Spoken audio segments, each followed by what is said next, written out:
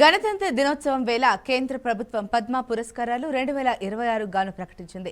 వివిధ రంగాల్లో విశేష సేవలందించిన 45 మందికి ప్రతిష్టాత్మక పద్మశ్రీ అవార్డులకు ఎంపిక చేసి ఇవాళ ప్రకటించింది. తెలంగాణకు చెందిన మామిడి రామారెడ్డికి పద్మశ్రీ అవార్డు వరించింది. పాడి పశుసంవర్ధక విభాగాల్లో ఆయన చేసిన సేవలకు గుర్తింపుగా ఈ పురస్కారం ప్రకటించింది. అలాగే తమిళనాడుకు చెందిన నటేషన్, హైదరాబాద్లోని సీసీఎంబీలో పనిచేస్తున్న డాక్టర్ కుమారస్వామి తంగరాజ్కు జన్యు సంబంధ పరిశోధనలకు గాను పద్మశ్రీ అవార్డును ఎంపిక చేసింది. గణతంత్ర దినోత్సవం వేళ కేంద్ర ప్రభుత్వం పద్మ పురస్కారాలు 2026 గాను ప్రకటించింది. వివిధ రంగాల్లో విశేష సేవలందించిన 45 మందికి ప్రతిష్టాత్మక పద్మశ్రీ అవార్డులకు ఎంపిక చేసి ఇవాళ ప్రకటించింది. తెలంగాణకు చెందిన మామిడి రామారెడ్డికి పద్మశ్రీ అవార్డు వరించింది. పాడి పశుసంవర్ధక విభాగాల్లో ఆయన చేసిన సేవలకు గుర్తింపుగా ఈ పురస్కారం ప్రకటించింది.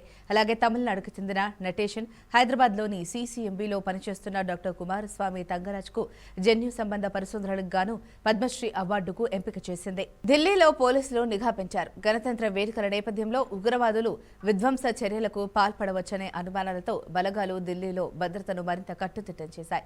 దాదాపు 1000 పార్కింగ్ ప్రదేశాలపై అవి ప్రత్యేకంగా దృష్టి సారించాయి. ఎవరు తీసుకువెళ్లని వాహనాలను వెంటనే జప్తు చేయాలని జిల్లా విభాగాలకు పోలీసు శాఖ తెలిపింది. దీంతో ఎవరు తీసుకుపోని కార్లు కనిపిస్తే వాటిని తొలగిస్తున్నారు. గతంలో ఎర్రకోట సమీపంలో జరిగిన పేలుడుకు వాడిన కారు అక్కడే కొన్ని గంటల పాటు నిలిపి ఉంచినట్లు తర్వాత బయటపడటంతో అలాంటివి జరగకుండా ఈసారి నిఘాను మరింత ముమ్మరం చేశారు. భద్రత కోసం 30,000 మంది పోలీసులను 70 కంపెనీల పాలా మిలిటరీ బలగాలను ఉపయోగిస్తున్నారు.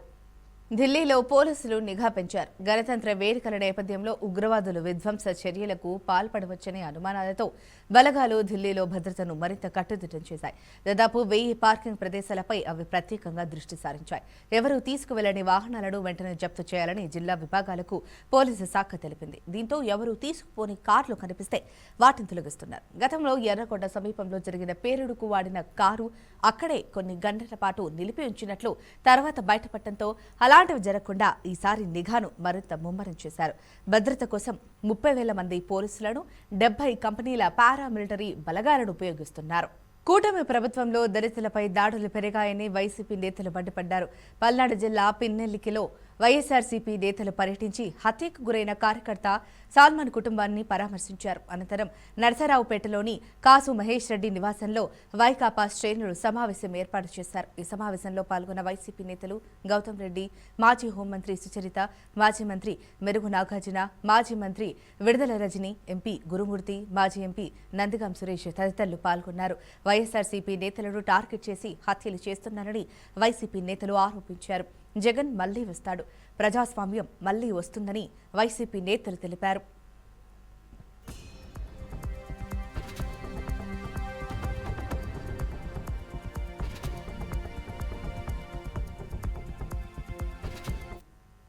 ప్రభుత్వానికి దళితుల ఓట్లు కావాలి కానీ దళితుల ప్రాణాలు అక్కర్లేదు. ఈరోజు మందా సాల్మన్ గారి మృతియే కారణం కాదు, రాష్ట్ర వ్యాప్తంగా దళితుల మీద జరుగుతున్న దాడులు ఈరోజు వైఎస్ఆర్ కాంగ్రెస్ పార్టీ తీవ్రంగా ఖండిస్తోంది. ముఖ్యంగా కాకినాడలో జరిగిన గ్రామ బహిష్కరణ కానీ, స్వయంగా పవన్ కళ్యాణ్ గారి నియోజకవర్గం పిఠాపురంలో జరిగిన దళితుల బహిష్కరణ కానీ, ఏలూరు నియోజకవర్గంలో జరిగిన దళితుల మీద దాడులు కానీ, రాష్ట్ర వ్యాప్తంగా కూడా దళితుల మీద జరుగుతున్న దాడుల్ని ఈరోజు తీవ్రంగా ఖండిస్తున్నాం. అట్లానే చంద్రబాబు నాయుడు కుటిల రాజకీయాలు ఈరోజు వైఎస్ఆర్ కాంగ్రెస్ పార్టీ టీం అంతా కూడా పిన్నెల్లి వెళుతుందని తెలిసి నిన్ననే కొంతమంది నాయకుల్ని ఆ గ్రామానికి పంపించడం జరిగింది. అంటే 10 రోజుల పాటు మందా సాల్మన్ మృతి చెందితే ఒక్క స్టేట్మెంట్ కూడా వీళ్ళెవరూ కూడా ఇవ్వలేదు.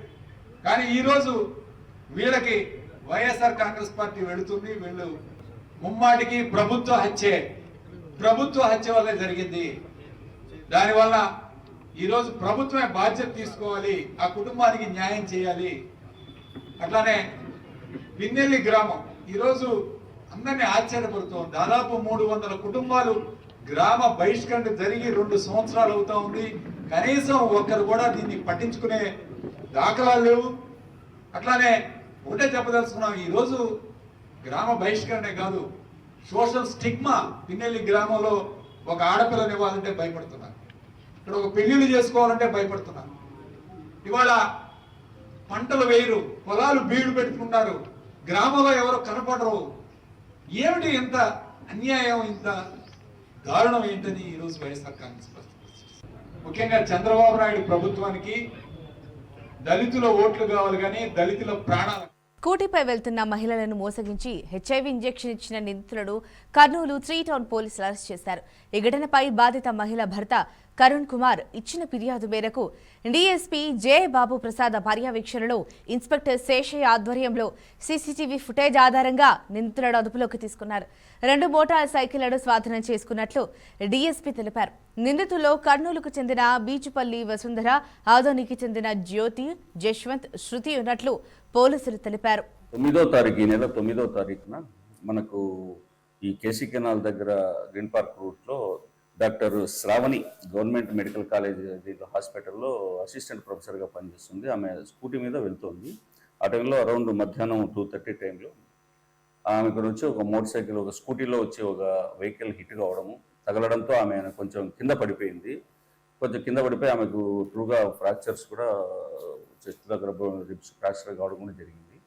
ఆ తర్వాత వెంటనే అక్కడ వచ్చినట్టుగా ఇద్దరు రావడం, మహిళలు రావడం, ఆమెను లిఫ్ట్ చేసేసి ఆటోలో ఎక్కించాను, మేము హాస్పిటల్ పంపించాలని ఆ కారణంతో ఆమెను ఎక్కిస్తూ ఆమెకు ఒక నెక్ దగ్గర ఒక ఇంజెక్షన్ ఇచ్చినట్లుగా ఆమె ఐడెంటిఫై చేసింది. తర్వాత ట్రీట్మెంట్ అయిపోయినాక ఆమె భర్త కరుణ్ కుమార్, డాక్టర్ కరుణ్ కుమార్ గారు, ఈయన విశ్వభారతిలో పనిచేస్తారు, ఆయన వచ్చి మనకు కంప్లైంట్ ఇవ్వడం జరిగింది. ఈ విధంగా వాళ్ళు ఇంటెన్షనల్గా వచ్చి మోటార్ సైకిల్ స్కూటీతో వచ్చి తగలడము, ఆమె కింద పడ్డము, తర్వాత ఇంకో స్కూటీలో వచ్చిన వాళ్ళు లిఫ్ట్ చేస్తున్నట్టుగా మా భార్యకు ఇంజెక్షన్ ఇవ్వడం జరిగింది. మనది ఫ్యాక్ట్స్ ఏమో బయటకు వచ్చినాయంటే, ఈ డాక్టర్ కరుణ్ కుమార్ గారు తను చదువుకునే టైం నుంచి క్లాస్మేట్గా ఉన్న ఈమె బీచుపల్లి బోయే వసుంధర, ఆమె ఆదోనికి సంబంధించిన ఉమెను, ఆమెతో కొంచెం అసోసియేటెడ్గా ఫ్రెండ్షిప్ ఉండడము, తర్వాత వాళ్ళిద్దరి మధ్య లవ్ డెవలప్ కావడము, తర్వాత తర్వాత పరిణామాల్లో వాళ్ళిద్దరి మధ్య డిస్ప్యూట్స్, దాంతో ఆయన వచ్చేసి ఇది శ్రావణి గారిని పెళ్లి చేసుకోవడం జరిగింది. ఉన్న డాక్టర్ శ్రావణి మీద ఒక రకమైన జలసి, మానసికమైన జలసి డెవలప్ చేసుకున్నట్టుగా మనకు ఐడెంటిఫై అయింది. HIV virus, human immuno virus ఉంది కదా, అలాంటి వైరస్ను ఆమె హాస్పిటల్లో జీజీహెచ్లో తనకు ఉన్న పరిచయాల ద్వారా ఆ వైరస్ను కలెక్ట్ చేసుకునేసి శాంపుల్స్ కోసం అనే ఉద్దేశంతోనో ఇంకా ఉద్దేశంతో దాన్ని కలెక్ట్ చేసుకొని పెట్టుకొని ఆ రోజు ఆమెకు ఇమీడియట్గా ఇంజెక్ట్ చేయడము, ఇమీడియట్గా వర్కౌట్ చేసి ఫైనల్గా వాళ్ళ నలుగురిని ఇవాళ అరెస్ట్ చేయడం జరిగింది. సాయంత్రము 9వ తారీఖు, ఈ నెల 9వ తారీఖున మనకు ఈ కేసీ కెనాల్ దగ్గర గ్రీన్ పార్క్ రూట్లో doctor Sravani government medical college హాస్పిటల్లో అసిస్టెంట్ ప్రొఫెసర్గా పనిచేస్తుంది. ఆమె స్కూటీ మీద వెళ్తుంది. ఆ టైంలో అరౌండ్ మధ్యాహ్నం 2:30 టైంలో ఆమె ఇక్కడ వచ్చి ఒక మోటార్ సైకిల్, ఒక స్కూటీలో వచ్చి ఒక వెహికల్ హిట్ కావడము, తగలడంతో ఆమె కొంచెం కింద పడిపోయింది. కొంచెం కింద పడిపోయి ఆమెకు ట్రూగా ఫ్రాక్చర్స్ కూడా, చెస్ట్ దగ్గర రిబ్స్ ఫ్రాక్చర్ కావడం కూడా జరిగింది. ఆ తర్వాత వెంటనే అక్కడ వచ్చినట్టుగా ఇద్దరు రావడం, మహిళలు రావడం, ఆమెను లిఫ్ట్ చేసేసి ఆటోలో ఎక్కించాను, మేము హాస్పిటల్ పంపించాలని ఆ కారణంతో ఆమెను ఎక్కిస్తూ ఆమెకు ఒక నెక్ దగ్గర ఒక ఇంజెక్షన్ ఇచ్చినట్లుగా ఆమె ఐడెంటిఫై చేసింది. తర్వాత ట్రీట్మెంట్ అయిపోయినాక ఆమె భర్త కరుణ్ కుమార్, డాక్టర్ కరుణ్ కుమార్ గారు, ఈయన విశ్వభారతిలో పనిచేస్తారు, ఆయన వచ్చి మనకు కంప్లైంట్ ఇవ్వడం జరిగింది. ఈ విధంగా వాళ్ళు ఇంటెన్షనల్గా వచ్చి మోటార్ సైకిల్ స్కూటీతో వచ్చి తగలడము, ఆమె కింద పడ్డము, తర్వాత ఇంకో స్కూటీలో వచ్చిన వాళ్ళు లిఫ్ట్ చేస్తున్నట్టుగా మా భార్యకు ఇంజెక్షన్ ఇవ్వడం జరిగింది. మనది ఫ్యాక్ట్స్ ఏమో బయటకు వచ్చినాయంటే, ఈ డాక్టర్ కరుణ్ కుమార్ గారు తను చదువుకునే టైం నుంచి క్లాస్మేట్గా ఉన్న ఈమె బీచుపల్లి బోయే వసుంధర, ఆమె ఆదోనికి సంబంధించిన ఉమెను, ఆమెతో కొంచెం అసోసియేటెడ్గా ఫ్రెండ్షిప్ ఉండడము, తర్వాత వాళ్ళిద్దరు